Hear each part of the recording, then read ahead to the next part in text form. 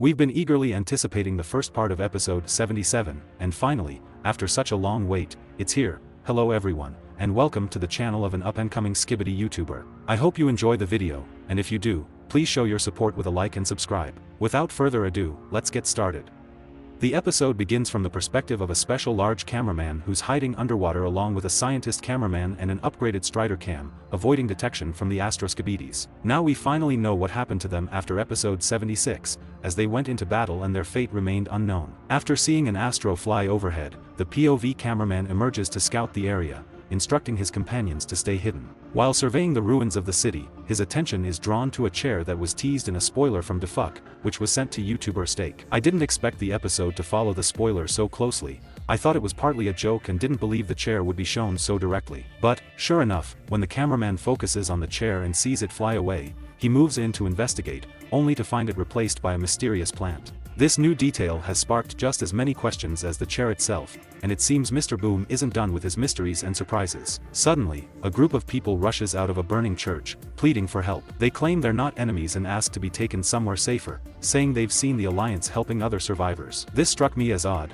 How would she know unless she saw it herself, and if she did, why wasn't she rescued? It makes me think that some of the remaining survivors are connected through some kind of communication system. Before we can dwell on that, a pair of Astro troops suddenly appear and start firing at the large cameraman. He successfully dodges the attacks, activates a shield, and takes down one of them before handling the second, whose death scream was voiced by Steak, who even dedicated a stream to recording the scream for Defuck.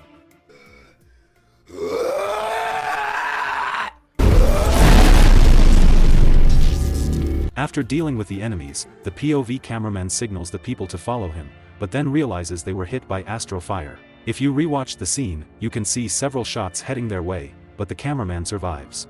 Coming to terms with this sad news, the cameraman notices a suspicious figure moving through the fire and smoke. As he prepares to confront it, an Astro suddenly ambushes him. The cameraman tries to defend him but with little success. Just as things seem dire, a trio of skibidi mutants with new Astro enhancements arrives and swiftly defeats the enemy, who also dies screaming in Steak's voice.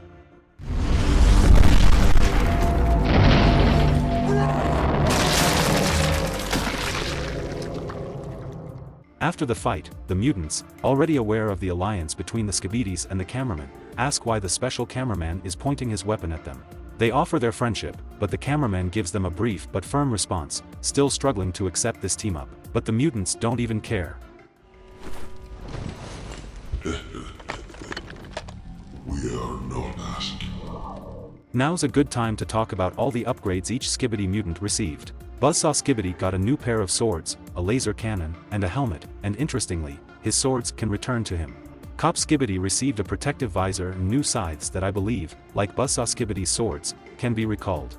And Muscular Skibidi now has new cannons and something like brass knuckles.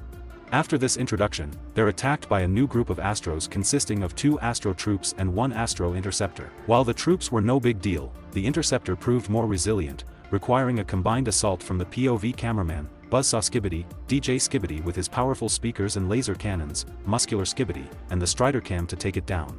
In the end, Michael Jackson Toilet, who received 2 laser weapons and new blades, finishes it off by decapitating it. But just when it seemed over, spider-like legs suddenly sprout from the severed head, and the reanimated Astro head starts moving toward the POV cameraman. Muscular Skibidi quickly grabs the head and uses it to knock down a nearby Astro troop. In the end, the special cameraman manages to give a thumbs up, to which the Skibidi mutant responds with a "let's go." And with that, the episode ends. Guys, that was a really intense episode, continuing the theme of the alliance between the skibidis and the cameraman, which is really fascinating to watch. I expected it to be even more epic, but this is just the first part, so the best is definitely yet to come, especially considering Defuck's reputation and the fact that Titan Speakerman is supposed to appear in this episode, and it was mentioned as one of the best in the series. Thanks for watching. If I missed anything or if you have your own thoughts, feel free to drop them in the comments. I'd love to read them. Also, I recommend subscribing to my channel so you can instantly see my videos on skibidi toilets. See you next time.